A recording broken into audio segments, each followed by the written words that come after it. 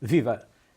Bem-vindos a mais uma edição das Conversas Sem Guião, uma iniciativa da Mídia 9 em que convidamos pessoas interessantes para termos conversas interessantes, sempre sem guião. Hoje convidamos Pedro Janela, Working Chairman and Founder do iGroup. Pedro, muito obrigado por teres aceito este desafio. Muito obrigado. E bom qualquer coisa para quem está a ver isto, porque eu não sei bem quando é que vocês estão a ver isto, mas é um gosto estar aqui contigo, aqui nos estúdios da Mídia 9, e para termos esta conversa em guião. E espero que seja, de facto, como diz, uma conversa interessante, mas eu não tinha grande expectativa, até como costuma dizer, a coisa mais importante da vida é ter baixas expectativas. Claro que sim, claro que sim. Porque mas nós começamos logo por cima, que é para por cima, é isso, confundir isto tudo. Vou começar a conversa com uma coisa que já nem te lembras. Numa vida passada... Tenho que contextualizar, mas não te lembras mesmo. Na altura eu estava na empresa, isto algures 2008, 2009, 2010, algures quando o iGroup começou. Era um projeto na área do empreendedorismo. Energia de Portugal. Energia de Portugal. Tenho melhor memória do que eu.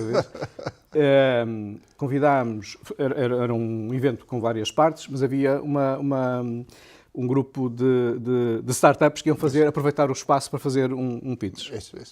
E então chamam um Pedro Janela para o palco, Fundação Champalimau, auditório, chamam um Pedro Janela para o palco e fizeste um dos pitches daqueles que me ficaram completamente na memória e da maior parte das pessoas que ali estavam. Já não nos vamos lembrar de muita coisa que ali se passou, mas do teu pitch lembramos-nos.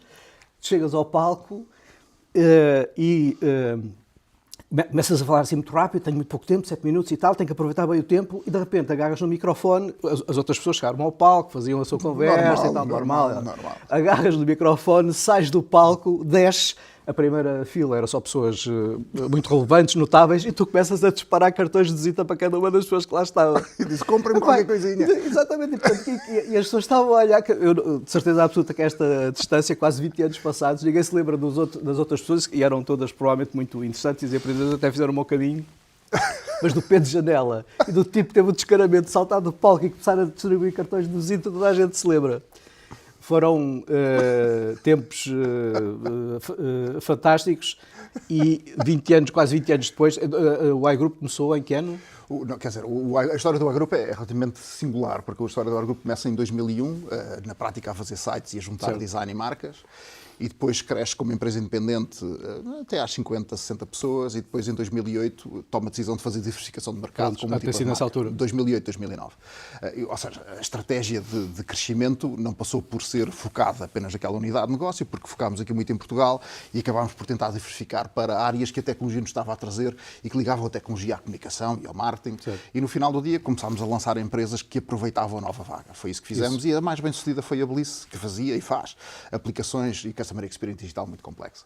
E, portanto, no final do dia, o grupo aparece em 2008, eu sou convidado para esses eventos, porque obviamente tinha ali uma capacidade oratória que foi aprendida nas lutas das propinas e das RGAs do técnico e da Fonseca Benevides, e portanto, e depois tive um momento muito importante da minha vida por causa dessa destreza, porque eu estava no técnico e trabalhava lá no Grupo de Estudos de Planeamento como Ana Leitor, um tipo inteligentíssimo, que me pede para tratar do marketing do técnico. E eles depois, no final, porque aquilo correu bem, mandam-me para o Wharton estudar, ou seja, aluno de licenciatura, mandam-me para o Wharton estudar marketing, que isto foi em 95. E pagam tudo. A ver, o Janela mete-se no avião e vai para o Wharton estudar marketing, que era uma coisa extraordinária, porque ao meu lugar estava o vice-presidente da British Airways, de bar, estás a ver?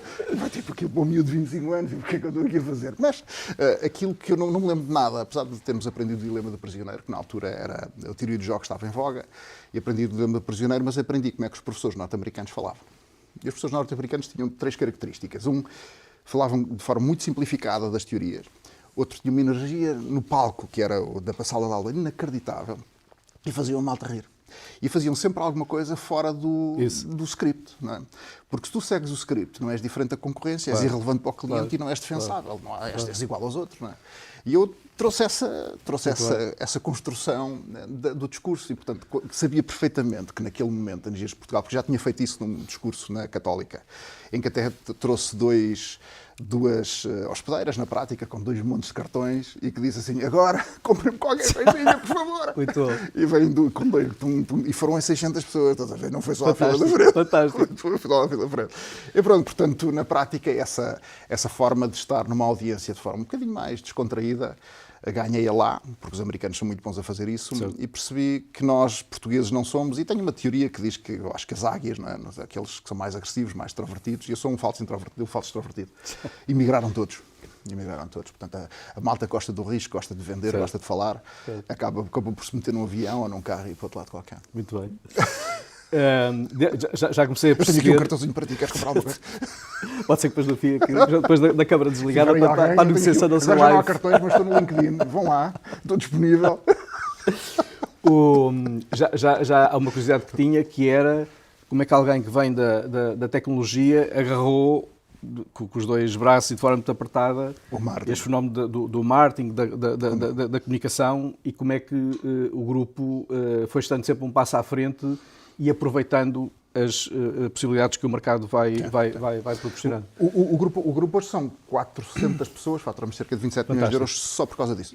Não é? Fantástico. Porque as organizações que não estão a tentar perceber para onde é que a bola vai, eventualmente acabam por morrer. E, portanto, o meu desafio intelectual é sempre o que é que a tecnologia, porque ela na prática é uma dos vetores de inovação, te vai conseguir trazer para tu construires uma nova oferta, na prática, também para formares os teus clientes, porque eles também têm que ter essa inovação na relação entre o cliente, digamos, e aquilo que eles querem vender.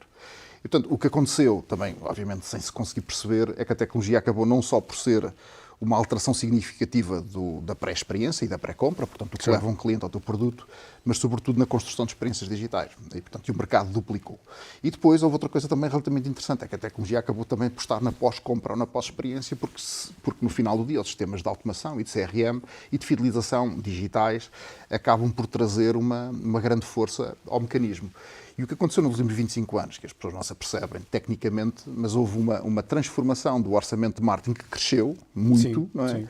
Mas o dinheiro saiu da mídia tradicional e foi transferido para a experiência digital, claro, e foi transferido para a pós-compra, para os sistemas de fidelização e de retenção, que é marketing à mesma, porque tem a ver com incentivos que eu tenho a pessoas que conheço e não conheço para que elas comprem mais do meu produto. Certo. Agora, o orçamento aumentou, ele foi transferido para baldes diferentes e que são baldes que, obviamente, onde a tecnologia efetivamente acaba muito por estar. Claro. Obviamente, foi sorte.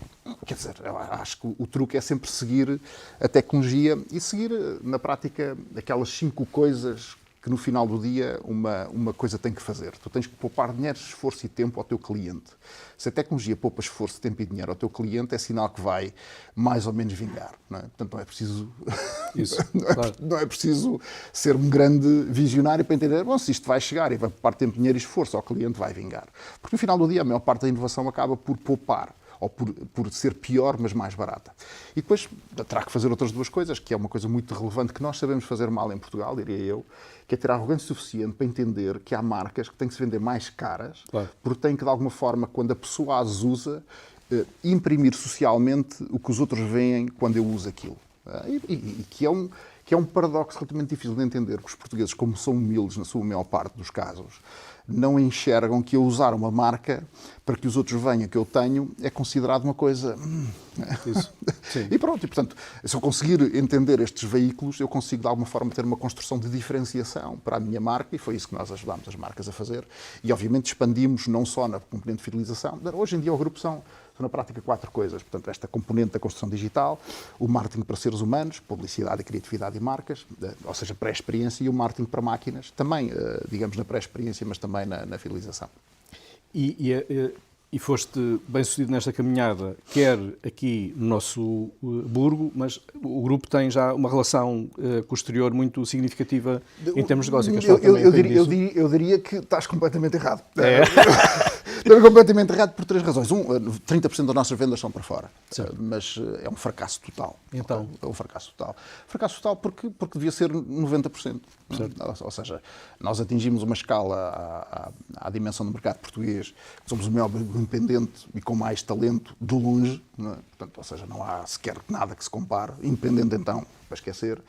Mas o que é um facto é que no grande esquema das coisas somos uma operação relativamente pequena. E, portanto, no final do dia, a pergunta que tens que fazer é, então, mas o que é que correu mal? Bem, o que correu mal foi que... Ou o que é que ainda não correu bem? O que é que ainda não correu bem? Qual que foram as aprendizagens? É relativamente difícil em mercados muito mais maduros que tu. Portugal fica no meio que não interessa, não é? Porque se vais competir com preço, os indianos ganham, de longe. Claro.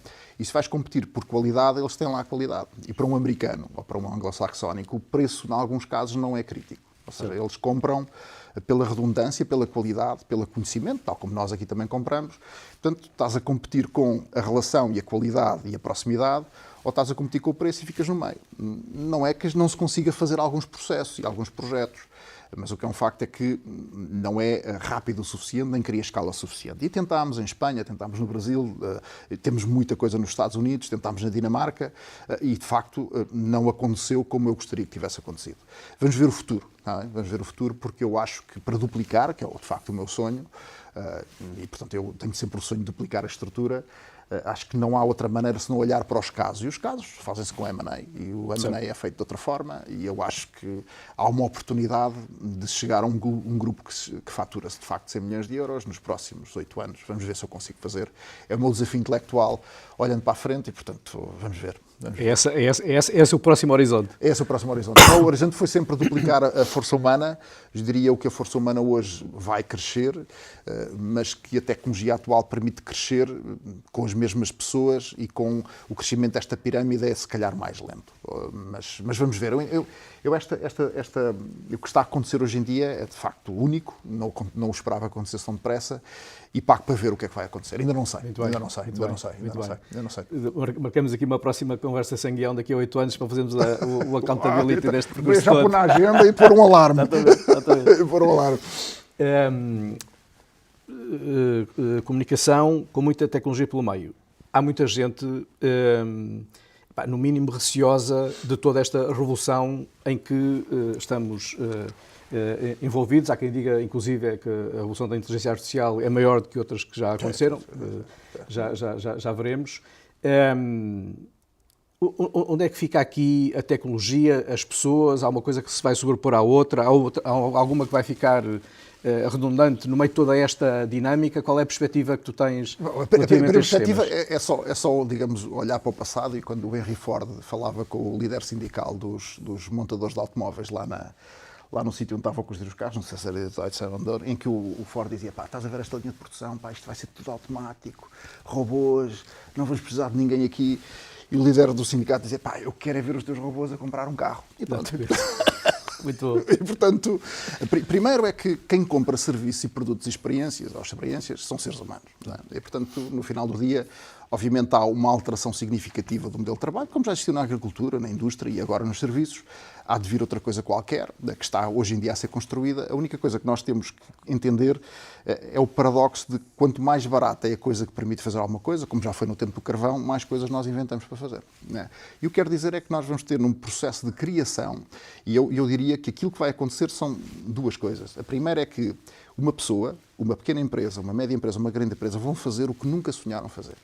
E vejamos, ou seja, só isso vai criar um valor económico incomensurável. Porque uma pessoa vai conseguir fazer o que uma pequena empresa precisava fazer e uma grande empresa vai fazer o que sonhava fazer, mas não conseguia fazer. E, portanto, nós vamos baixar o nível de complexidade e de custo e de esforço necessário para fazer coisas que eram muito difíceis de fazer. Isso é o primeiro efeito, que é gerador de enorme valor económico e, portanto, a economia vai continuar a aumentar.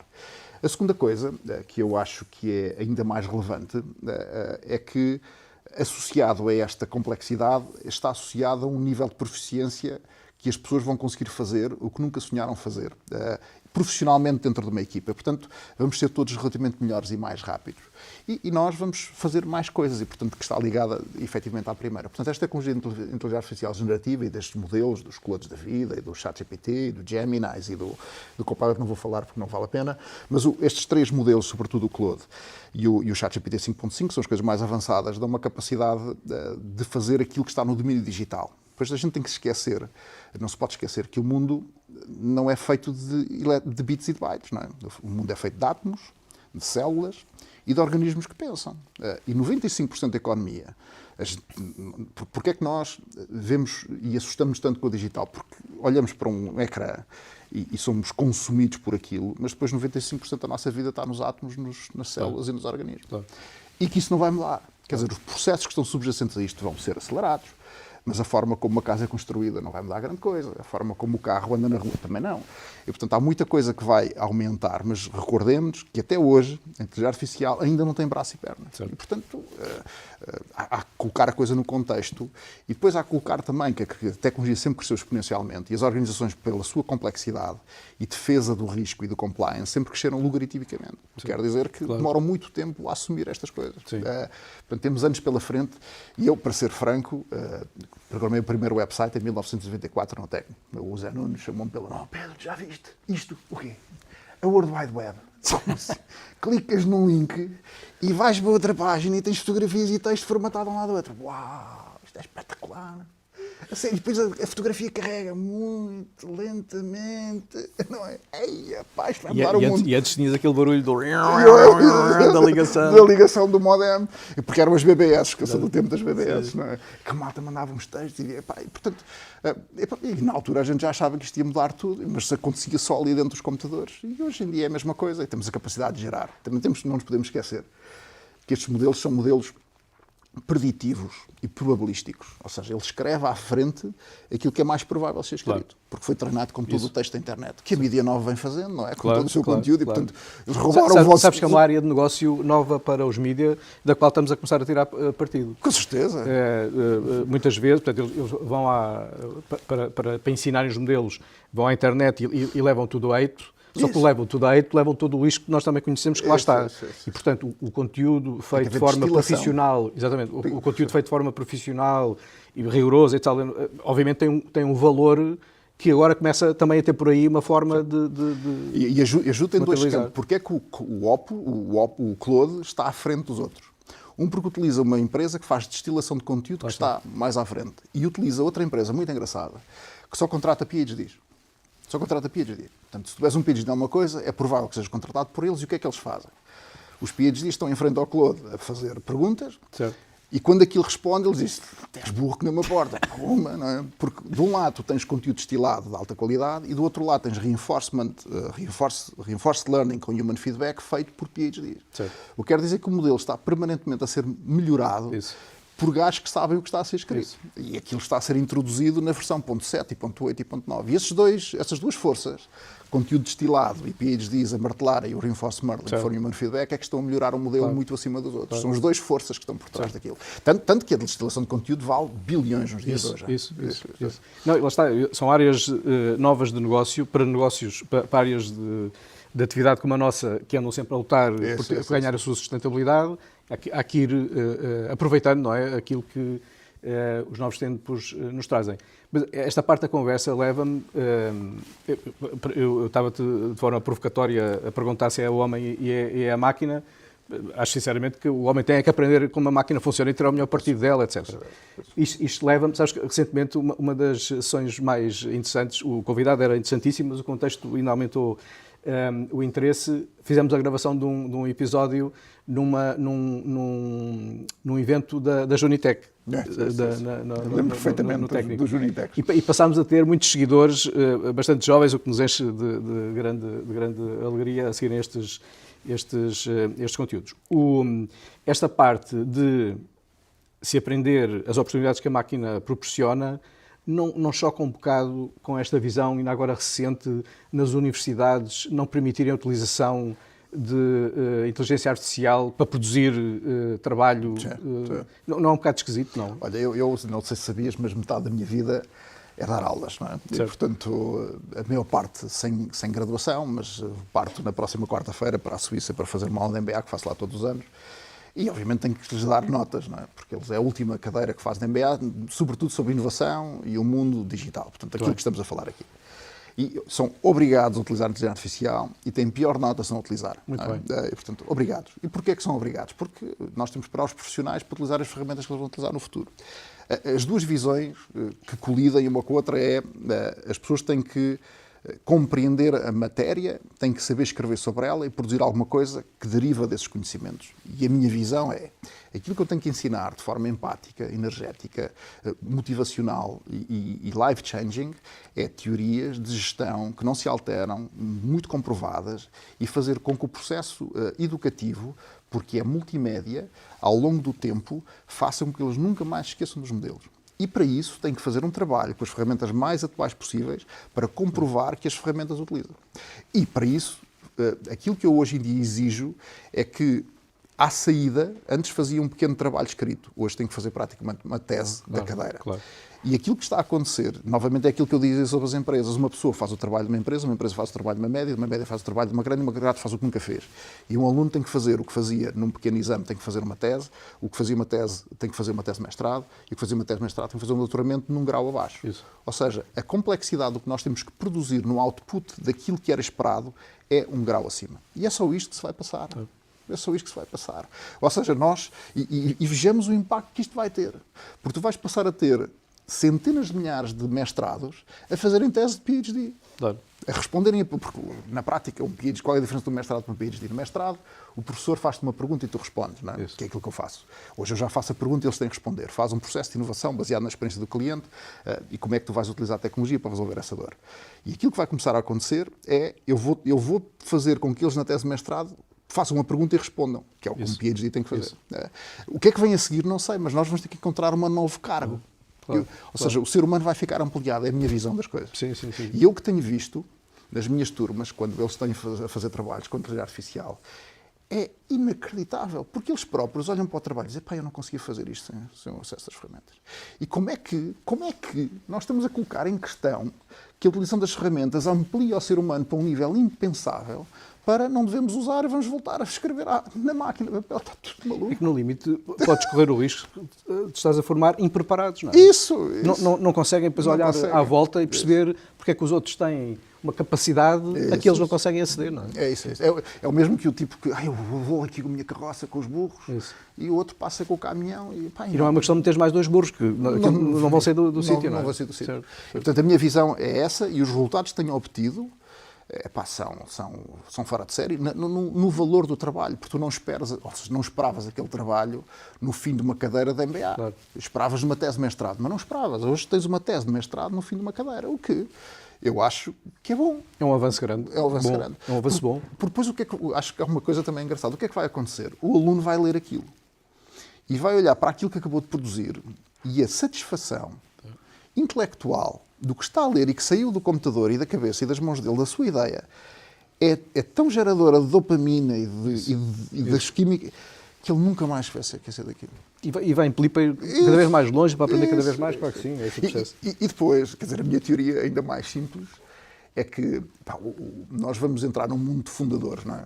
Os fundadores, quer dizer, como dizia no outro dia um dos investidores aí lá dos americanos nestas empresas, não conheço nenhum fundador preocupado com a inteligência artificial que lhe vá tirar o emprego, porque estas pessoas criam o futuro, criam as empresas, lideram, constroem equipas, e pronto. E, portanto, vai haver uma empresa de 1 bilhão numa pessoa? Sim, mas é sempre preciso colocar uma equipa, é como se fosse uma equipa de futebol. O que dá prazer é jogar à bola, não é estar com uma bola sozinha no campo, é ter uma equipa de 11 a marcar golos e a celebrar. E essa força dos seres humanos, empática, de construção de relações e de sucessos e de fracassos, é o que nos dá gozo na vida. Isso, pronto, e não é o computador que vai comprar outra vez o carro, não é? Claro que sim.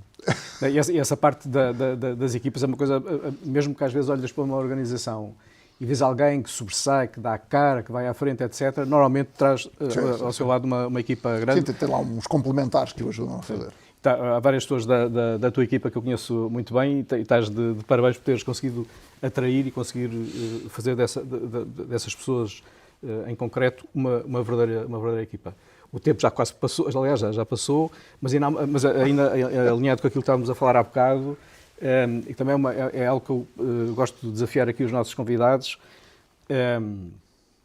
Passamos o tempo a dizer que os diagnósticos são todos feitos, etc. Mas isto não sai da cepa torta. Tu que és uma pessoa... A cepa torta, o país em concreto. Sim. Tu que tens estas interações permanentes com o melhor que se faz, no outro dia um post que fizeste abaixo já dos Estados Unidos, sim, etc. Enfim. Do Goldie Kellogg. Se tivesse ao teu alcance uma varinha de condão de tocares uma, 2 ou 3 coisas que achas verdadeiramente essenciais para destravar isto, não é? Porque às vezes há muitas coisas, mas há 2 ou 3 que são mais importantes do que as outras para impedir que as coisas deem um pulo em frente.